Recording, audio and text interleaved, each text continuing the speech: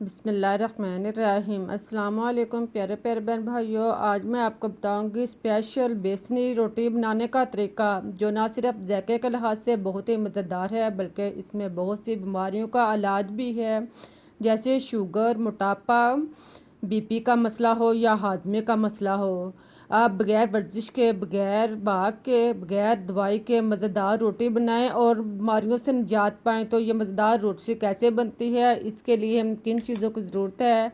आप सबसे पहले एक अदद प्याज लें, इसको आप इस तरह का काट लें।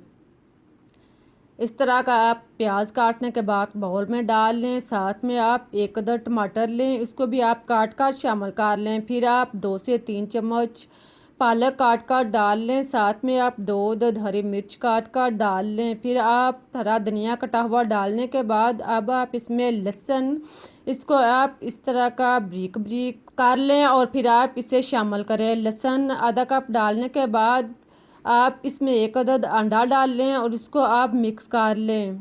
इन सारी चीज़ों को आप खूब अच्छी तरह मिक्स करें। अंडे के अंदर इसको आप खूब अच्छी तरह मिक्स करने के बाद अब आप सुरख मिर्च कुटी हुई डालें। अगर सुरख मिर्च कुटी नहीं है तो आप पिसी हुई डाल सकते हैं। साथ में नमक टेस्ट के मुताबिक डाल लें और फिर जीरा साबुत 1 चम्मच डालने के बाद खुश्क धनिया पिसा हुआ डालें और फिर आप इसमें अजवाइन आधा चम्मच और कसूरी मेथी 1 चम्मच डालकर आप इसको मिक्स कर लें। इन सारे मसाले को आप अच्छी तरह मिक्स करें। अब आप 1 प्याली बेसन लें, इसको आप छान कर साफ कर लें। इसको आप खूब अच्छी तरह छान लें और फिर आप इसमें शामिल करें। देखें, बेसन को आप खूब अच्छी तरह छानने के बाद इसमें डालें और फिर आप इसको मिक्स कर लें। बेसन डालने के बाद आप इसको चम्मच के साथ अच्छी तरह मिक्स करें। साथ में आप ज़रूरत के मुताबिक थोड़ा सा पानी लगा लें। थोड़ा थोड़ा पानी लगाते जाएं और इसको आप गूंथते जाएं। इसका आप नॉर्मल सा अमेज़ा तैयार कर लें, जो ना ज़्यादा पतला हो और ना ही ज़्यादा गहरा हो। इस तरह का आप नॉर्मल सा अमेज़ा बना लें। इस तरह इसे बनाने के बाद आप इसको एक साइड पर रख दें। अब आप पैन या तवा जिसमें आपने रोटी बनानी है, इसके नीचे आप 1 चम्मच घी या ऑयल लगा लें। इसकी सतह पर ऑयल अच्छी तरह लगाने के बाद अब आप इसमें तैयारशुदा अमेज़ा डाल लें। आप इसमें आधा अमेज़ा डाल लें ताकि रोटी जो है वो ज़्यादा मोटी ना बने, और आधा आप दोबारा रोटी तैयार कर लें। देखें, इस तरह डालने के बाद आप इसको चम्मच के साथ गोल कर लें। इसे आप गोल सी रोटी की शक्ल में बना लें। इसको आप गोल करने के बाद इसको आप कवर करें और फिर आप इसे 2 से 3 मिनट तक लो आंच पर पकने दें। 2-3 मिनट के बाद आप ढक्कन ओपन करें। आप देख सकते हैं कि ऊपर से रोटी जो है वो मुकम्मल तौर पर खुश्क हो चुकी है।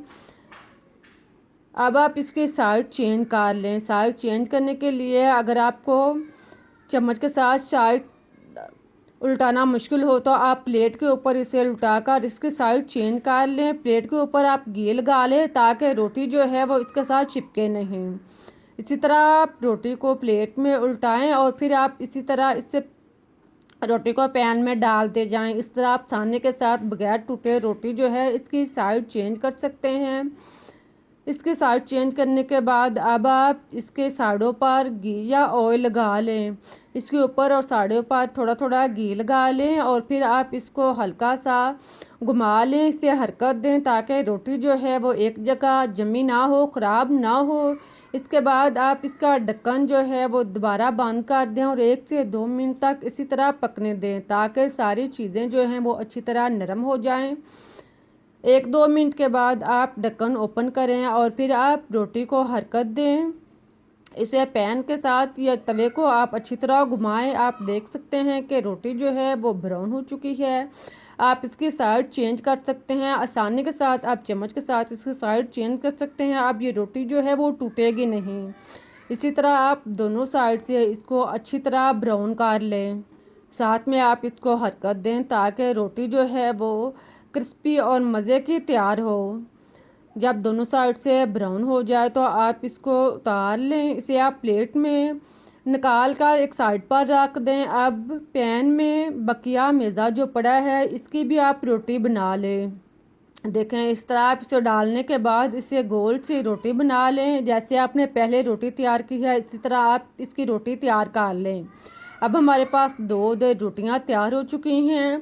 आप देख सकते हैं कि कितनी अच्छी मज़े की और क्रिस्पी रोटी तैयार हुई है। इस तरह से जब आप रोटी बनाएंगे तो जायके के साथ साथ सेहत भी पाएंगे।